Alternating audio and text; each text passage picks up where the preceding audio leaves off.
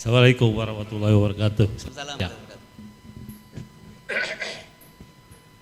Kalau menyimak dari peristiwa yang diuraikan baik oleh rekan Sugeng atau bapak-bapak tadi ya, maka ini sebenarnya menguatkan fenomena yang agak didekat. Nah, ya, fenomena yang terakhir ini kita alami, yaitu cengkraman oligarki, gitu, ya. Karena apa? Ternyata di Mahkamah Agung ada oligarki juga, iya, oligarki yang bisa memotong jatah-jatah yang seharusnya menjadi haknya para hakim agung, gitu. Jadi memang fenomena oligarki itu berkembang di mana-mana, gitu. Ternyata orang ketika punya kekuasaan, ya, dia ada kecenderungan untuk memanfaatkan kekuasaannya untuk apakah untuk keuntungan pribadi atau keuntungan kelompoknya dan seterusnya. Jadi catatan saya nomor satu itu tadi, ya, bahwa peristiwa ini menggambarkan kepada kita bahwa fenomena oligarki yang begitu menyeramkan, ya, itu memang terjadi dan hadir di komunitas apapun, termasuk komunitas hakim agung. Itu yang pertama. Yang kedua, Mahkamah Agung ini termasuk instansi negara yang juga diaudit oleh BPK, oleh Badan Pemeriksa Keuangan, gitu. Ya, jadi kita tidak tahu apa hasil audit dari BPK, gitu ya, tentang ini, gitu, tentang ini semua kan resmi nih, ada peraturan pemerintahnya dan sebagainya, gitu, ya. Artinya sangat mungkin audit BPK itu ya rapi-rapi saja, ya, artinya jatah untuk hakim agung untuk dalam menangani perkara sesuai dengan peraturan pemerintah tahun 2021 itu ya berjalan dengan baik, gitu, ya. Artinya apa? BPK tidak bisa mendeteksi ini, gitu, ya. Mungkin saya kira ya itu tadi hakim agung itu bagian kalau Pak Petrus bilang bagian dari suatu komoditas yang memang agak sulit kita raba, gitu, ya, karena ya itu tadi kadang-kadang perkara aja ada istilah tidak ada makan siang gratis, gitu ya. Artinya setiap perkara itu kalau mau menang ya harus ada macam-macamnya, kan kira-kira begitu. Nah, jadi saya kira tidak terdeteksi secara rinci oleh BPK, ya, bahwa ada penyimpangan anggaran yang seharusnya menjadi hak dari para hakim agung itu, tetapi tidak seluruhnya. Itu yang kedua, ya. Yang ketiga, apakah tindakan itu bisa dikualifikasi sebagai tindak pidana korupsi seperti Pak Saud katakan tadi, ya. Nah, menurut saya salah satu ciri tindak pidana korupsi adalah merugikan keuangan negara. Nah, persoalannya ini adalah apakah keuangan yang diterima oleh para hakim agung itu masih keuangan negara? Nah, itu yang jadi soal itu kalau menurut saya. Ya, ketika diterima oleh Mahkamah Agung, ya, untuk dibagikan itu menjadi keuangan negara yang dikuasai oleh Mahkamah Agung. Tetapi ketika pembagiannya ke bawah, gitu ya, itu kan apalagi ada kesepakatan dan sebagainya, gitu. Nah, itu agak sulit, gitu, mengkualifikasi ini sebagai keuangan negara. Kecuali ada kecualinya. Kecuali para hakim agung ini minta secara resmi kepada Ketua Mahkamah Agung untuk mengeluarkan seluruh jatah biaya penanganan perkaranya itu. Di satu sisi harus ada permintaan, di sisi lain umpamanya Mahkamah Agung tidak mengabulkan, gitu, tetap memotong dan sebagainya. Nah, itu kalau menurut saya baru muncul ini keuangan negaranya, keuangan negara yang dimanipulasi, gitu. Ketika para hakim agung juga minta, tapi kalau para hakim agungnya diam saja, ya, tidak berontak, dia tidak minta, tidak ini, sulit menurut saya mengkualifikasi itu sebagai tindak pidana korupsi, gitu. Karena sudah bukan keuangan negara, sudah dibagi-bagi, gitu.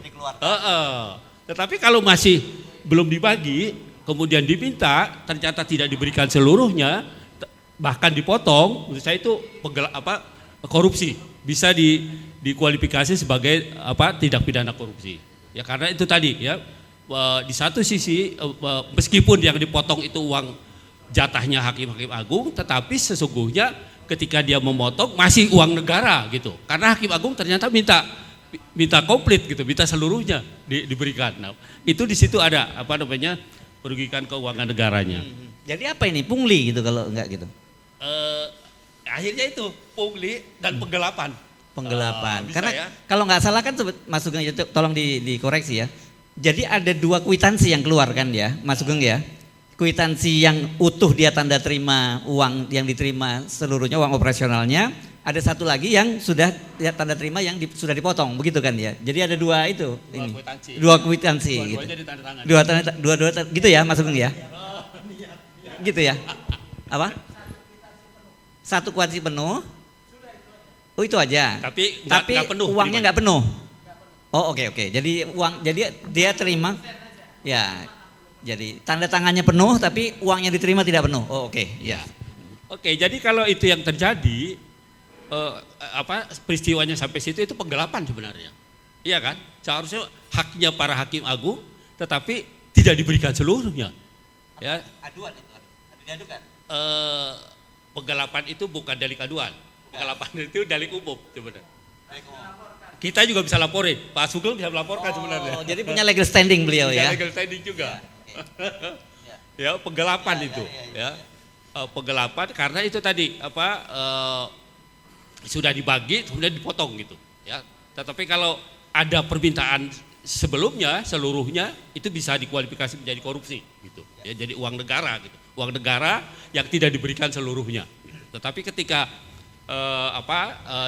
sudah diberikan tetapi dipotong, yaitu bisa juga dikualifikasi sebagai penggelapan. Nah, kemudian bagaimana dengan pernyataan Pernyataan juru bicara. Oh, juru bicara makam. Bukan kesepakatan hakim agung yang merelakan untuk dipotong. Baik hati semua ini ya. Iya. Ikhlas, orangnya ikhlas. Kalau lihat peristiwanya itu kan masuk ke wilayah hukum perdata sebenarnya. Ya kan kesepakatan. Ya kan? Kesepakatan itu hukum yang paling tinggi kalau di dalam hukum perdata. Ya. Begitu para pihak sepakat, nggak ada lagi hukum yang bisa menghalangi kecuali melawan pelanggar hukum ya. Kalau sepakat untuk mencuri ya nggak boleh. Ya. Sepakat untuk berbuat kejahatan nggak boleh. Tapi kesepakatan dalam hukum perdata itu adalah hukum yang paling tinggi. Ketika seseorang membuat kesepakatan, ya 2 orang lebih, maka itulah hukum yang paling tinggi yang diantara mereka yang harus mereka ikuti. Nah, tetapi persoalannya adalah yang disepakati ini ada di wilayah hukum publik, iya kan? Gaji itu tunjangan perkara itu adalah bagian dari penyelenggaraan hukum administrasi negara. Artinya hukum publik dia. Nah, artinya apa? Artinya hukum publik itu tidak bisa disepakati. Gitu. Jadi menurut saya kalaupun ada pernyataan kesepakatan seperti itu batal demi hukum. Gitu. Karena dia melawan hukum publiknya, melawan hukum administrasi negaranya. Gitu. Ya. Jadi tidak bisa kesepakatan antar para pihak itu mengenyampingkan aturan umum gitu, aturan administrasi negara. Nah, karena itu menurut saya itu batal demi hukum. Yang terakhir dari saya kira ini satu pelajaran menarik ya, di samping tadi oligarki, tapi juga sebenarnya kalau kita yang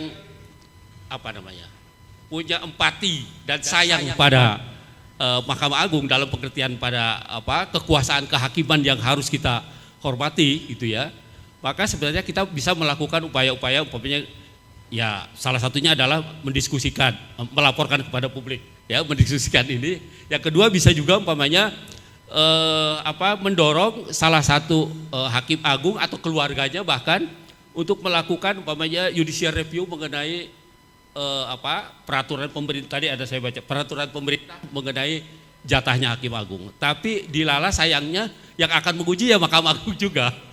Kalau jatuhnya pada pemotong ya sama juga, ya kan.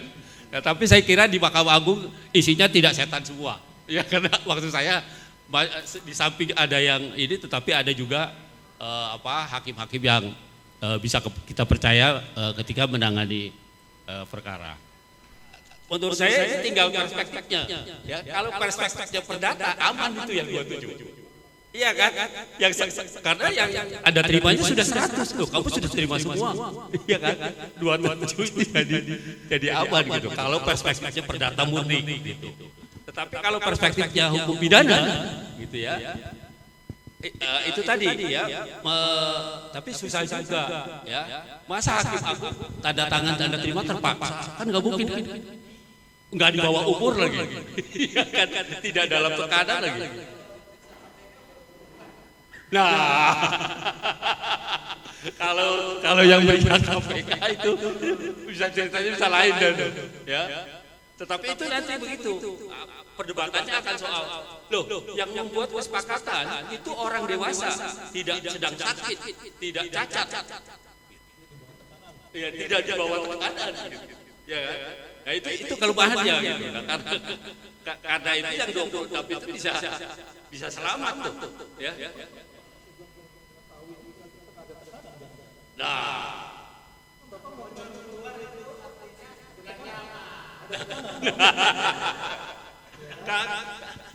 Ya saya kira itu kesempatannya Pak Sugeng ya untuk membantu teman-teman hakim agung itu gitu ya. Artinya mungkin selama masih menjabat mereka nggak akan pernah berani ya, nggak akan pernah berani karena itu tadi yang kata Pak Petrus mereka juga sebenarnya memainkan dana ilegalnya banyak juga gitu ya.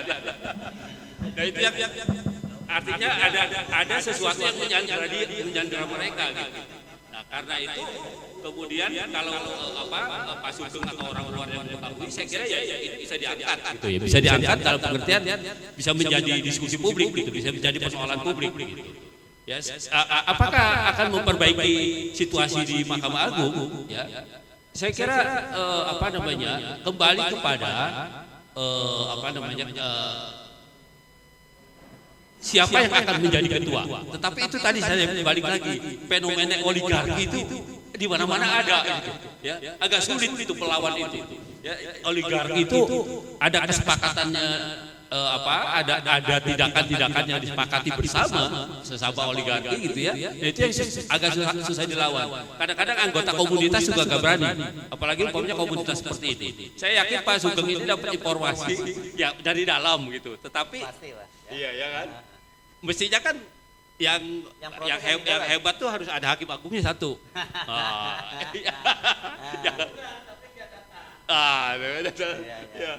Ya kan. Nah, itu yang saya kira juga menjadi semacam semacam penyanderaan gitu. Penyanderaan secara sistemik gitu. Ya. Dia dengan sistem kerja yang seperti sekarang ini saja itu sudah ada penyanderaan yang begitu kuat gitu sehingga agak sulit mereka berekspresi.